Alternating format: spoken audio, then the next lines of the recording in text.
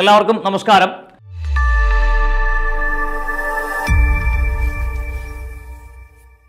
ഇന്നൊരു പ്രത്യേക കാര്യം നിങ്ങളുമായി പങ്കുവെക്കുക എന്നുള്ളതാണ് മെയിനായിട്ട് ഈ വീഡിയോയുടെ ഉദ്ദേശം. നമ്മളെല്ലാവരും കുറേ നാളായിട്ട് അല്ലെ 2020 ശേഷം വളരെ ആകാംക്ഷയോടുകൂടി ഉറ്റുനോക്കിക്കൊണ്ടിരുന്ന KS വിജ്ഞാപനം വന്നിട്ടുണ്ടായിരുന്നു അല്ലേ. അപ്പോൾ ആ വിജ്ഞാപനം കണ്ട് നമ്മൾ കുറച്ചുപേര് ഞെട്ടിയിട്ടുണ്ടാവാം, ചിലർ അത് പ്രതീക്ഷിച്ചിട്ടുണ്ടാവാം. അപ്പം ഞെട്ടിയവർക്കും പ്രതീക്ഷിച്ചവർക്കും ഒക്കെ വേണ്ടിയിട്ടാണ് നമ്മൾ ഇന്ന് ഈ വീഡിയോ ചെയ്യുന്നത്. KS എന്ന് പറയുന്ന പരീക്ഷയുടെ സിലബസ് നമ്മളൊന്ന് എന്ത് ചെയ്യുകയാണ്, വിശകലനം ചെയ്യുകയാണ്. ആ പേപ്പറുകൾ എങ്ങനെയൊക്കെയാണ് നമുക്ക് പഠിക്കാൻ കഴിയുക, ഏതൊക്കെ മേഖലകൾക്ക് പ്രാധാന്യം കൊടുത്തുകൊണ്ടായിരിക്കണം നമ്മൾ നമ്മുടെ പഠനം മുന്നോട്ട് കൊണ്ടുപോകേണ്ടത്, ഏതൊക്കെയാണ് നമ്മൾ ഉപയോഗിക്കേണ്ട മാർഗങ്ങൾ എന്നുള്ള കാര്യങ്ങളൊക്കെ ആയിരിക്കും പൊതുവായിട്ട് നമ്മൾ ഈ വീഡിയോയ്ക്കകത്ത് എന്ത് ചെയ്യുന്നത്, ചർച്ച ചെയ്യുന്നത്. അപ്പോൾ നമുക്ക് വീഡിയോയിലേക്ക് കടക്കാം. അപ്പോൾ ആദ്യമേ ഈ പറയുന്ന സാലറി റേഞ്ച് ജസ്റ്റ് ഒന്ന് കണ്ടുവച്ചേക്കുക, ആവശ്യം വരും. ഇനി ഈ പറയുന്ന ജോലിയിലേക്ക് നമ്മൾ പ്രവേശിക്കുകയാണെങ്കിൽ ഈ പറയുന്ന സാലറി റേഞ്ച് ആയിരിക്കും നമ്മുടെ കൈകളിലേക്ക് എത്തുക എന്നുള്ള കാര്യവും നമ്മുടെ മനസ്സിലുണ്ടാവണം. ദാ നോക്കിയടാ, ഈ പറയുന്ന പ്രിലിംസിന് നിങ്ങൾക്ക് തന്നിരിക്കുന്നതാണ് കേട്ടോ. പ്രിലിംസിന് തന്നിരിക്കുന്നത് ദാ പേപ്പർ 1ഉം പേപ്പർ 2ഉമാണ് കേട്ടോ. പ്രിലിംസിന് വന്നിരിക്കുന്നത് ഏതൊക്കെയാണ്? Paper 1ഉം paper 2ഉമാണ്. 1.5 മണിക്കൂർ വീതമുള്ള പേപ്പർ 1ഉം പേപ്പർ 2ഉമാണ് നിങ്ങൾക്ക് മുമ്പിലേക്കുള്ളത്. അതിൽ ആദ്യത്തെ ജനറൽ സ്റ്റഡീസ് 1 അതാണ് നമ്മൾ ആദ്യം എന്ത് ചെയ്യാൻ പോകുന്നത്, ഡിസ്കസ് ചെയ്യാൻ വേണ്ടി പോകുന്നത്. അതിനകത്ത് ആസ് യൂഷ്വൽ നമ്മൾ എവിടെ നിന്നായിരിക്കും ആരംഭിക്കുക? ചരിത്രമാണ് അല്ലേ. ഇന്ത്യ ചരിത്രവുമുണ്ട്, അതിനകത്ത് കേരള ചരിത്രവുമുണ്ട്. ഇത് രണ്ടും കൃത്യമായിട്ടൊന്ന് മനസ്സിലാക്കി വെക്കുക. ഈ പറയുന്ന കേരള ചരിത്രവും ഇന്ത്യ ചരിത്രവും കഴിഞ്ഞ തവണത്തെ പ്രിലിംസ് പരീക്ഷ എഴുതിയപ്പോഴും നമ്മൾ എന്ത് ചെയ്തതാണ്, ഫേസ് ചെയ്ത മേഖലകൾ തന്നെയാണ്. അപ്പോൾ അവിടെ നമ്മൾ അന്ന് ഉപയോഗിച്ചിരുന്ന ഒരു പുസ്തകമുണ്ട് അല്ലേ, ടാലന്റ് അക്കാഡമിയുടെ റാങ്ക് ഫയലുകളോടൊപ്പം തന്നെ നമുക്ക് വളരെ പ്രാധാന്യത്തോടു കൂടി ഉറ്റുനോക്കേണ്ട മറ്റൊരു പ്രധാനപ്പെട്ട ഒരു പുസ്തകമാണ് ശ്രീധര മേനോന്റെ കേരള ചരിത്രം എന്ന് പറയുന്ന പുസ്തകം. അപ്പോൾ നമ്മുടെ അക്കാഡമിയുടെ റാങ്ക് ഫയലിനകത്തും നമ്മൾ ഈ പറയുന്ന കാര്യങ്ങൾ ഉൾപ്പെടുത്തിയിട്ടുണ്ട് എന്നുള്ള കാര്യം നിങ്ങളുമായിട്ടൊന്ന് ഷെയർ ചെയ്യുകയാണ്. അപ്പോൾ ഏൻഷ്യന്റ് ആൻഡ് മിഡീവൽ പീരീഡ് അത് കേരളത്തിന്റെ പശ്ചാത്തലത്തിൽ നിന്ന് നിങ്ങൾ പഠിക്കുകയും വേണം, അതുപോലെ ഇന്ത്യന്റെ പശ്ചാത്തലത്തിൽ നിന്ന് നിങ്ങൾ പഠിക്കുകയും വേണം, ഇന്ത്യയുടെ പശ്ചാത്തലത്തിൽ നിന്ന് നിങ്ങൾ ചർച്ച ചെയ്യേണ്ടതായിട്ടുണ്ട്. അതേപോലെ ഏൻഷ്യന്റ് ആൻഡ് മിഡീവൽ പീരീഡ് എന്തൊക്കെയാണ് ഈ പറയുന്ന പോർഷനകത്ത് നിങ്ങൾ ചർച്ച ചെയ്യേണ്ട കാര്യങ്ങളെന്ന് ചോദിച്ചു കഴിഞ്ഞാൽ മേജർ ലാൻഡ് മാർക്സ് എന്തൊക്കെയായിരുന്നു, ഈ ഏൻഷ്യന്റ് മിഡീവൽ ഇന്ത്യയിൽ ഉണ്ടായിരുന്ന മേജർ ലാൻഡ് മാർക്സ് എന്നുള്ളത് നിങ്ങൾ പരിശോധിക്കുക. എന്തായിരുന്നു ആ കാലയളവിൽ ഉണ്ടായിരുന്ന ആർട്ട് അല്ലെങ്കിൽ ഈ പറയുന്ന സംസ്കാരം എങ്ങനെയായിരുന്നു എന്നുള്ളത്, സാഹിത്യം എങ്ങനെയായിരുന്നു എന്നുള്ളതിനെ പറ്റിയൊക്കെ നിങ്ങൾ പരിശോധിക്കുക. ആ കാലയളവിൽ ഉണ്ടായിരുന്ന വർക്കുകൾ എന്തൊക്കെയാണെന്നുള്ളത് നിങ്ങൾ പരിശോധിക്കേണ്ടതായിട്ട് വരും.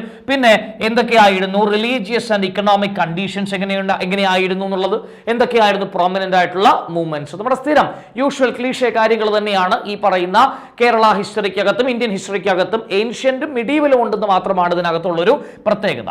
ഇനി മോഡേൺ പീരീഡിലേക്ക് പോവുകയാണെന്നുണ്ടെങ്കിൽ മോഡേൺ ഇന്ത്യൻ ഹിസ്റ്ററി, ഇതൊക്കെ നമ്മൾ പഠിച്ച് ഒരുവിധം തയ്യാറാക്കി വെച്ചിരിക്കുന്ന സാധനങ്ങളാണ് അല്ലേ. അപ്പം നിങ്ങൾ എന്ത് ചെയ്യുക, ഈ പറയുന്ന മേഖലകൾക്ക് ആദ്യമേ എന്ത് കൊടുക്കാതിരിക്കുക, ഒരുപാട് സ്ട്രെസ് കൊടുക്കാതിരിക്കുക. കാരണം ഈ പറയുന്ന മേഖലകളുടെ ഒരു 80 അല്ലെങ്കിൽ ഒരു 70% കാര്യങ്ങൾ നിങ്ങൾ ഓൾറെഡി വായിച്ചിട്ടുള്ളതോ നോട്ടുകൾ പ്രിപ്പയർ ചെയ്ത് വെച്ചിട്ടുള്ളതോ ആയിരിക്കും അല്ലെ.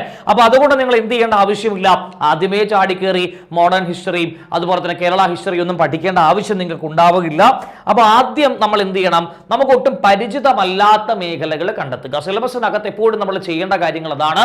ഇപ്പൊ ഒരുപാട് നാളായി പഠിച്ചുകൊണ്ടിരിക്കുന്നവരാണ് എന്നുണ്ടെങ്കിൽ, ഓൾറെഡി ബേസ് ഉള്ളവരാണ് എന്നുണ്ടെങ്കിൽ, അല്ലെങ്കിൽ സെക്രട്ടേറിയറ്റ് പോലെ പരീക്ഷകൾക്ക് തയ്യാറെടുക്കുന്നവരാണ് എന്നുണ്ടെങ്കിൽ, ഡിഗ്രി പ്രിലിംസ് പരീക്ഷയ്ക്ക് തയ്യാറെടുക്കുന്നവരാണ് നിങ്ങൾ എങ്കിൽ, അപ്പോൾ ഈ പറയുന്ന പരീക്ഷകൾക്കൊക്കെ തയ്യാറെടുക്കുന്നവർക്ക് ഒരു മിനിമം സ്റ്റാൻഡേർഡ് ഉണ്ടാവും അല്ലെ, അല്ലെങ്കിൽ അവരൊരു മിനിമം ടൈപ്പ് ഓഫ് ഇൻഫർമേഷൻ അവരുടെ തലയ്ക്കകത്ത് ഉണ്ടായിരിക്കും.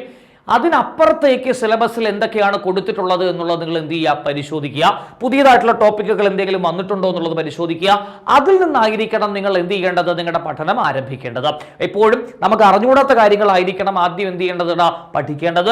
പിന്നീട് നമുക്ക് റിവൈസ് ചെയ്യുന്നതിന്റെ കൂട്ടത്തിൽ എന്ത് കാര്യങ്ങൾ കൂടെ പഠിച്ചാൽ മതി, ഓൾറെഡി നമ്മൾ പഠിച്ച കാര്യങ്ങളൊന്നും കൂടെ റിവൈസ് ചെയ്താൽ മതി. അപ്പൊ ചരിത്രത്തിന്റെ കാര്യത്തിൽ വലിയ ടെൻഷന്റെ ആവശ്യമൊന്നുമില്ല അല്ലെ. ഏൻഷ്യന്റ് ആൻഡ് മിഡീവൽ പീരീഡും മോഡേൺ പീരീഡും പിന്നെ കേരള ചരിത്രം അല്ലെ, ഇത്രയും നമുക്ക് ഓൾറെഡി അറിയാവുന്ന കാര്യങ്ങളെ കൃത്യമായിട്ടൊന്ന് എന്ത് ചെയ്താൽ മതി, യൂട്ടിലൈസ് ചെയ്താൽ മതി കേട്ടോ, യൂട്ടിലൈസ് ചെയ്താൽ മതി. അപ്പൊ അത് ക്ലിയർ ആണ്. ശരി, കൾച്ചറൽ ഹെറിറ്റേജ് ഓഫ് കേരള, കേരളത്തിന്റെ കൾച്ചറൽ ഹെറിറ്റേജും കാര്യങ്ങളും ഒക്കെ നമുക്ക് എന്ത് ചെയ്യേണ്ടതായിട്ടുണ്ട്, പഠിക്കേണ്ടതായിട്ടുണ്ട്. ഈ ഫോക്ലോർ അക്കാഡമിയുടെ ഒക്കെ സൈറ്റുകളൊക്കെ എന്ത് ചെയ്യുക, നോട്ട് ചെയ്യുക. അപ്പൊ അത്തരം കാര്യങ്ങളിലൊക്കെ കുറച്ചുകൂടെ ഡീറ്റെയിൽ ആയിട്ടുള്ള ഒരു ഇൻഫർമേഷൻ നിങ്ങൾക്ക് കിട്ടുന്നതായിരിക്കും.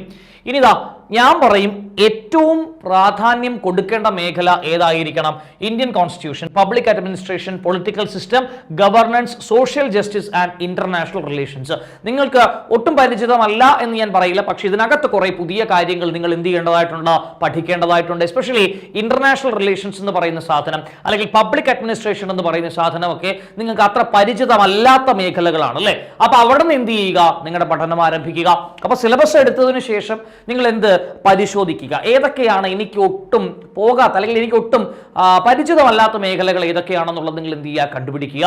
എന്നിട്ട് അവിടെ നിന്നായിരിക്കണം നിങ്ങൾ എന്ത് ചെയ്യേണ്ടത്, നിങ്ങളുടെ പഠനം ആരംഭിക്കേണ്ടത്. അപ്പൊ ഇന്ത്യൻ ഭരണഘടന, public administration, governance and social justice, അതുപോലെ ഇന്റർനാഷണൽ റിലേഷൻസ്, ഇതിനാകണം അല്ലെങ്കിൽ ഈ പറയുന്ന മേഖലകൾ നിങ്ങൾക്ക് അറിഞ്ഞുകൂടാ എന്നുണ്ടെങ്കിൽ ഈ പറയുന്ന മേഖലകളിൽ നിങ്ങൾക്ക് എന്ത് ചെയ്യാൻ പറ്റൂടാ, സ്റ്റാർട്ട് ചെയ്യാൻ പറ്റും. അപ്പോൾ ഈ പറയുന്ന ഇന്ത്യൻ കോൺസ്റ്റിറ്റ്യൂഷൻ, അതിന്റെ salient features, functions and responsibilities of union and States, parliament and state legislature's, അതിന്റെ സ്ട്രക്ചർ, പഞ്ചായത്തി രാജ്, ഇത്തരം കാര്യങ്ങളെല്ലാം നിങ്ങൾക്ക് ഏതിനകത്ത് അല്ലെങ്കിൽ ഏത് മോഡ്യൂളിനകത്ത് പഠിക്കേണ്ടതായിട്ട് വരും, ഈ പറയുന്ന ഡി എന്ന മോഡ്യൂളിനകത്ത് പഠിക്കേണ്ടതായിട്ട് വരും.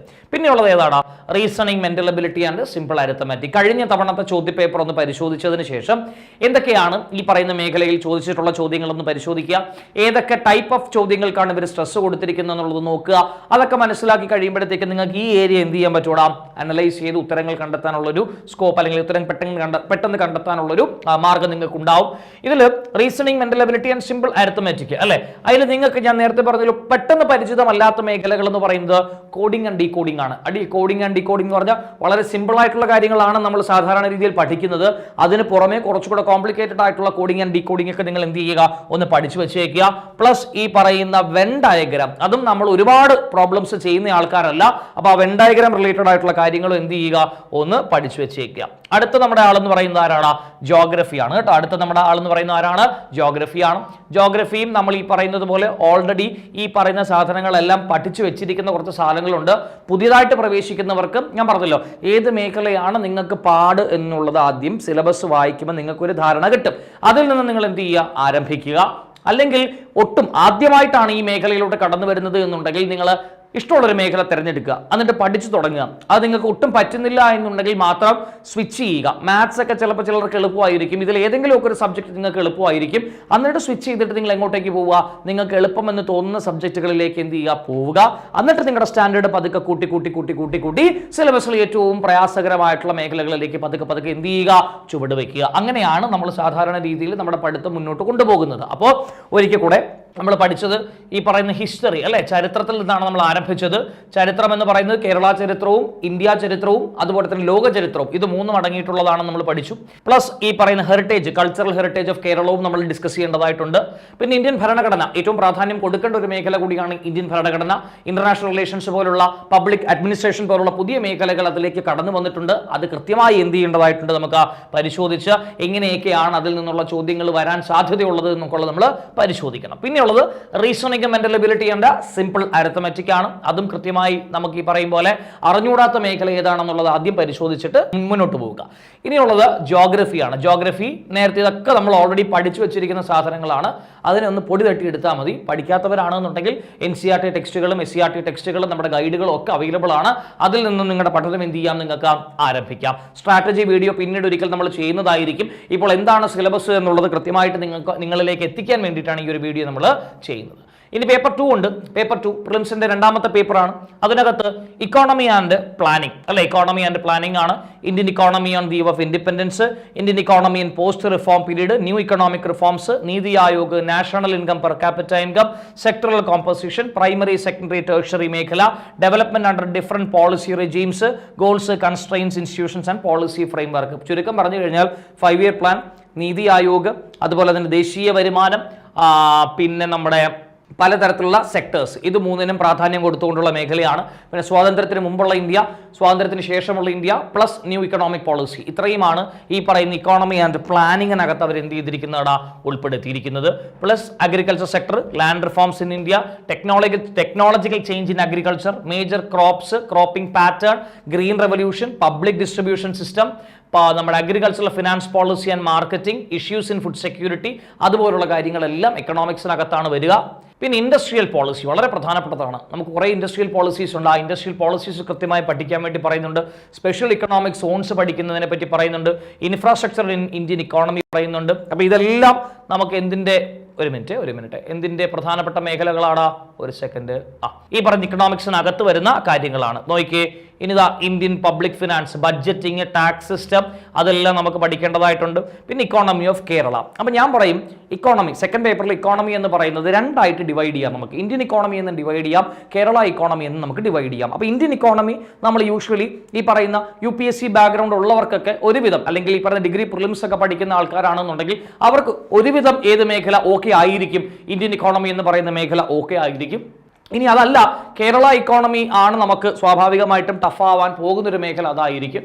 അപ്പോൾ അവിടെ നമ്മൾ ചെയ്യേണ്ട കാര്യം, ഈ ഡിഗ്രിക്കാരില്ലേ നമ്മുടെ, അതായത് എക്കണോമിക്സ് ഡിഗ്രി മെയിൻസ് ആയിട്ട് എടുക്കുന്നവർക്ക് സബ് പേപ്പറായിട്ട് കേരള ഇക്കോണമി എന്ന് പറഞ്ഞുകൊണ്ട് അവർക്കൊരു പേപ്പർ പഠിക്കാനുണ്ട്. അപ്പോൾ നിങ്ങൾ എന്ത് ചെയ്യുക, അതിന് ചെറിയ ചെറിയ ഹാൻഡ് ഔട്ട് ബുക്കുകൾ ലഭ്യമാവും, അതൊക്കെ ഒന്ന് എന്ത് ചെയ്യുക, വായിച്ചു നോക്കുക. പിന്നെ കേരളത്തിന്റെ ബഡ്ജറ്റ് ഒന്ന് പരിശോധിച്ച് നോക്കുക, കേരളത്തിന്റെ ഇക്കണോമിക് സർവേ ഒന്ന് പരിശോധിച്ച് നോക്കുക, നമ്മുടെ പഞ്ചവത്സര പദ്ധതികളുണ്ട്, അതൊക്കെ എന്ത് ചെയ്യുക, ഒന്ന് പരിശോധിച്ച് നോക്കുക. അപ്പോൾ അതൊക്കെ പരിശോധിക്കുമ്പോൾ നമുക്ക് ഏത് ഇക്കോണമിയുമായി ബന്ധപ്പെട്ടുള്ള കാര്യങ്ങളിൽ കുറച്ചുകൂടി ഒരു ഗ്രാഹ്യം ഉണ്ടാകും, കേരള ഇക്കോണമിയുമായി ബന്ധപ്പെട്ടുള്ള കാര്യത്തിൽ കുറച്ചുകൂടെ നമുക്കൊരു ഐഡിയ ഉണ്ടാവും. ഓക്കെ ആണ് എടാ? കേരള മോഡൽ ഡെവലപ്മെന്റ് ഒക്കെ പറഞ്ഞിട്ടുണ്ട്. അപ്പോൾ പറഞ്ഞ കേരള ഇക്കോണമി എന്നും ഇന്ത്യൻ ഇക്കോണമി എന്നും തരംതിരിച്ച് നമുക്ക് ഏത് ഇക്കോണമിയുടെ കാര്യങ്ങൾ പഠിക്കാം?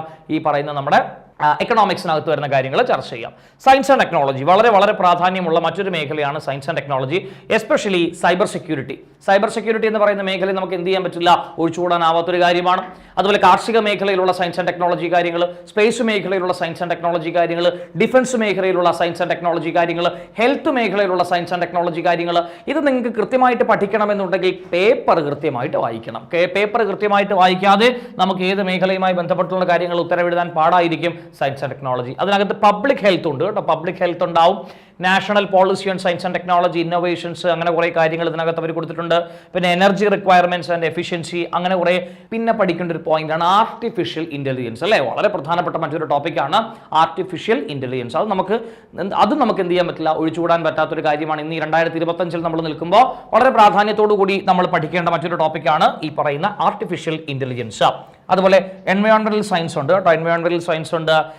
നമ്മുടെ എൻവയോൺമെന്റ്, ലീഗൽ ആസ്പെക്ട്സ്, കാര്യങ്ങൾ, പോളിസീസ്, ട്രീറ്റീസ്, ആ കാര്യങ്ങളും എല്ലാം നമ്മൾ എന്ത് ചെയ്യേണ്ടതായിട്ട് വരും, പഠിക്കേണ്ടതായിട്ട് വരും. അതായത് ഹസാർഡ്സ്, പൊല്യൂഷൻ, നമ്മുടെ പൊല്യൂഷൻ കൺട്രോൾ ബോർഡിന്റെ പരിപാടികൾ, അതൊക്കെ നമുക്ക് എന്ത് ചെയ്യേണ്ടതായിട്ട് വരും, പഠിക്കേണ്ടതായിട്ട് വരും. Plus current affairs. Current affairs എന്ന് പറയുന്നത് എല്ലാ മേഖലകളിൽ നിന്നും എന്ത് ചെയ്യാനുള്ള ചാൻസ് ഉണ്ട്, ചോദിക്കാനുള്ള ചാൻസ് ഉണ്ട്. ഹിസ്റ്ററിന്ന് ചോദിക്കാം, വേൾഡ് ഹിസ്റ്ററിന്ന് ചോദിക്കാം. അതെല്ലാം ഇപ്പോൾ അടുത്തിടെ വാർത്തകളിലുള്ള ഏതെങ്കിലുമൊക്കെ സംഭവങ്ങൾ റിലേറ്റ് ചെയ്തുകൊണ്ടായിരിക്കും അവർ ചോദ്യങ്ങൾ ചോദിക്കുക. മനസ്സിലായില്ലേ? കോൺസ്റ്റിറ്റ്യൂഷനുമായിട്ട് ബന്ധപ്പെട്ടുകൊണ്ട് അവർക്ക് ചോദിക്കാം, കേരള ഇക്കോണമിയുമായി ബന്ധപ്പെട്ടുകൊണ്ട് അവർക്ക് ചോദിക്കാം, ഇന്ത്യൻ ഇക്കോണമിയുമായി ബന്ധപ്പെട്ടുകൊണ്ട് അവർക്ക് ചോദിക്കാം, ജോഗ്രഫിയുമായി ബന്ധപ്പെട്ടുകൊണ്ട് അവർക്ക് ചോദിക്കാം. അപ്പോൾ പത്രവാർത്തകൾ അല്ലെങ്കിൽ പത്രങ്ങൾ കൃത്യമായിട്ട് എന്ത് ചെയ്യാൻ ശ്രമിക്കുക, വായിക്കാൻ ശ്രമിക്കുക. എങ്കിൽ മാത്രമേ ആ പറയുന്ന കറണ്ട് ഈവൻസ് നമുക്ക് എന്ത് ചെയ്യാൻ പറ്റുള്ളൂ, ക്രാക്ക് ചെയ്യാൻ പറ്റുള്ളൂ. പിന്നുള്ളത് ലാംഗ്വേജ് ആണ്. നമുക്ക് അറിയാവുന്ന സാധനങ്ങളാണ്, അതിന് ഒരുപാട് പ്രാധാന്യം ഞാൻ കൊടുക്കുന്നില്ല, കാരണം അത് നിങ്ങൾക്ക് അറിയാവുന്ന കാര്യമായതുകൊണ്ട് ഞാൻ കൊടുക്കുന്നില്ല. ഇനിയാണ് മെയിൻസിലേക്ക് നമ്മൾ പോകുന്നത്. മെയിൻസ്, ഡീറ്റെയിൽഡ് മെയിൻസ് സിലബസ് എന്ന് പറഞ്ഞാൽ 3 പേപ്പറാണ്. നിങ്ങളൊന്ന് ആലോചിച്ച് നോക്കിയാൽ, പേപ്പർ 1, പേപ്പർ 2, പേപ്പർ 3, 6 മണിക്കൂർ നീണ്ടു നിൽക്കുന്ന പരീക്ഷയാണ്. ഒന്ന് ആലോചിച്ച് നോക്കുക, 300 മാർക്കിന് 6 മണിക്കൂർ, അല്ലേ? 2 മണിക്കൂർ 2 മണിക്കൂർ 2 മണിക്കൂർ. അതിലും ഈ പറയുന്നത് പോലെ ജനറൽ സ്റ്റഡീസ് സെയിം സാധനമാണ്. ഹിസ്റ്ററി, ആ പറയുന്ന സാധനങ്ങളൊക്കെ, കൾച്ചറൽ ഹെറിറ്റേജ്, നമ്മൾ നേരത്തെ പഠിച്ച ഇന്ത്യൻ കോൺസ്റ്റിറ്റ്യൂഷൻ, പബ്ലിക് അഡ്മിനിസ്ട്രേഷൻ, ആ സെയിം സാധനങ്ങൾ വീണ്ടും വരികയാണ്. Science and technology, science and technology കാര്യങ്ങൾ നമുക്ക് വീണ്ടും ഉണ്ട്. കറണ്ട് ഇഷ്യൂസ്, പേപ്പർ 3, വീണ്ടും ഇക്കോണമി ആൻഡ് പ്ലാനിങ് വന്നിരിക്കുകയാണ്. സെയിം ടോപ്പിക്കാണ്, മാറ്റങ്ങളൊന്നുമില്ല, സെയിം ടോപ്പിക്ക് തന്നെയാണ് അവിടെ വന്നിരിക്കുന്നത് കേട്ടോ. മെയിൻസിനും അത് തന്നെയാണ്, ജോഗ്രഫി ഉൾപ്പെടെ വന്നിരിക്കുന്നത്. സെയിം സാധനങ്ങൾ തന്നെയാണ് വന്നിരിക്കുന്നത്. ഓക്കെ, അപ്പോൾ ഇത്രയും കാര്യങ്ങൾ നിങ്ങൾ എന്ത് ചെയ്യേണ്ടതായിട്ടുണ്ടോ, പഠിക്കേണ്ടതായിട്ടുണ്ട്. Paper 1, paper 2 and paper 3. Okay, paper 3ൽ വരുന്നതാണ് നമ്മുടെ ഇക്കോണമി ആൻഡ് പ്ലാനിങ് ഒക്കെ കേട്ടോ. ഇക്കോണമി ആൻഡ് പ്ലാനിങ് പേപ്പർ 3-ക്കകത്താണ് വരുന്നത്. അപ്പോൾ ആദ്യം നമുക്ക് പ്രിലിംസ് എന്ന് പറയുന്ന വലിയൊരു കടമ്പയുണ്ട്. അത് കടന്നു കഴിഞ്ഞാൽ നമുക്ക് നേരെ കടൽ പോലെ മറ്റൊരു കടമ്പ കൂടെ കിടക്കാനുണ്ട്. അത് മെയിൻസ് പരീക്ഷയുടേതാണ്. 1, 2, 3 എന്ന് പറയുന്ന രീതിയിലായിരിക്കും മെയിൻസ് പരീക്ഷ ഉണ്ടാകുന്നത്. അപ്പോൾ ഇത് ജസ്റ്റ് നിങ്ങൾക്ക് ഈ പറയുന്ന സിലബസ് എങ്ങനെയാണ്, ചുരുക്കം പറഞ്ഞാൽ നിങ്ങളൊന്ന് പേടിപ്പിക്കുക, അത് തന്നെയാണ് ഉദ്ദേശം. ഇതൊക്കെയാണ് നിങ്ങൾക്ക് പഠിക്കേണ്ടതായിട്ടുള്ള കാര്യങ്ങൾ. ചുമ്മാ ചെറിയ പരിപാടിയല്ല, നല്ലതുപോലെ വർക്ക് ചെയ്താൽ മാത്രമേ ഈ പറയുന്ന പരീക്ഷ നമുക്ക് എന്തെങ്കിലും ക്രാക്ക് ചെയ്യാൻ പറ്റത്തുള്ളൂ. ഉറപ്പുള്ള കാര്യമാണല്ലേ? ഇത്രയും വൈഡായിട്ടുള്ള സിലബസ് നമ്മൾ ഈ പറയുന്ന കുറഞ്ഞ സമയത്തിനുള്ളിൽ പഠിച്ചു തീർക്കേണ്ടതായിട്ടുണ്ട്. അപ്പോൾ അവിടെ നമ്മൾ നോക്കേണ്ടത് കൃത്യമായിട്ട് എങ്ങനെ പഠിച്ചു തീർക്കാം എന്നുള്ളത് ചിന്തിച്ച് വയ്ക്കുക. അതായത് ഏത് മേഖലയ്ക്ക് ഞാൻ പ്രാധാന്യം കൊടുക്കണം, ഏത് മേഖലയ്ക്ക് ഞാൻ കുറച്ച് ഇമ്പോർട്ടൻസ് കൊടുത്താൽ മതി, ഈ പ്രിലിംസും മെയിൻസിനും കൂടെ കമ്പൈൻഡ് ആയിട്ട് ചോദിക്കുന്ന മേഖലകൾ ഇതൊക്കെയാണ്, അതിൽ നിന്ന് ആദ്യം തുടങ്ങുക. അപ്പോൾ അങ്ങനെ കുറച്ച് കാര്യങ്ങൾ ബേസിക് ആയിട്ട് നിങ്ങൾ എന്ത് ചെയ്യേണ്ടതായിട്ടുണ്ട്, പ്രിലിംസിൻ്റെയും മെയിൻസിൻ്റെയും ഈ പറയുന്ന സിലബസുകൾ അങ്ങോട്ടും ഇങ്ങോട്ടും ഒന്ന് നോക്കി കമ്പയർ ചെയ്ത് നിങ്ങൾ നിങ്ങളുടേതായിട്ടുള്ള ഒരു സ്ട്രാറ്റജി എന്തായിട്ട് വെക്കുക, റെഡി ആയിട്ട് വെക്കുക. അല്ലാതെ നമ്മളൊന്ന് പരിശോധിച്ചതിന് ശേഷം നമ്മളൊരു സ്ട്രാറ്റജി മുന്നോട്ട് വയ്ക്കും, ആ സ്ട്രാറ്റജിയും കൂടെ നിങ്ങൾ എന്ത് ചെയ്യുക, കമ്പയർ ചെയ്യുക. അത് വെച്ചിട്ട് നിങ്ങൾക്ക് എന്ത് ചെയ്യാം, മുന്നോട്ട് പോകാൻ സാധിക്കും. അപ്പോൾ എല്ലാവർക്കും ഈ പറയുന്ന KS പരീക്ഷ വിജയിക്കാൻ സാധിക്കട്ടെ എന്ന് മാത്രമേ എനിക്ക് എന്ത് ചെയ്യാൻ പറ്റുള്ളൂ, ആശംസിക്കാൻ പറ്റുള്ളൂ. അപ്പോൾ എല്ലാവർക്കും വിജയാശംസകൾ നേർന്നുകൊണ്ട് നമ്മൾ ഈ പറയുന്ന സിലബസ് ഓവർവ്യൂ നിർത്തുകയാണ്. എന്തെങ്കിലും സംശയമോ കാര്യങ്ങളോ ഉണ്ടെന്നുണ്ടെങ്കിൽ, അല്ലെങ്കിൽ എന്തെങ്കിലും നിങ്ങൾക്ക് സജഷൻ എന്തെങ്കിലും ഉണ്ടെന്നുണ്ടെങ്കിൽ താഴെ കമന്റ് ബോക്സിൽ രേഖപ്പെടുത്താം. ചാനൽ സബ്സ്ക്രൈബ് ചെയ്തിട്ടില്ലാത്തവരാണെങ്കിൽ സബ്സ്ക്രൈബ് ചെയ്യുക. ഈ പറയുന്ന വീഡിയോ നിങ്ങളുടെ KS പരീക്ഷയ്ക്ക് തയ്യാറെടുക്കുന്ന മറ്റ് വിദ്യാർത്ഥികളിലേക്ക് കൂടെ എന്ത് ചെയ്യുക, ഒന്ന് പങ്കുവെക്കുക. അപ്പോൾ എല്ലാവർക്കും നന്ദി, നമസ്കാരം.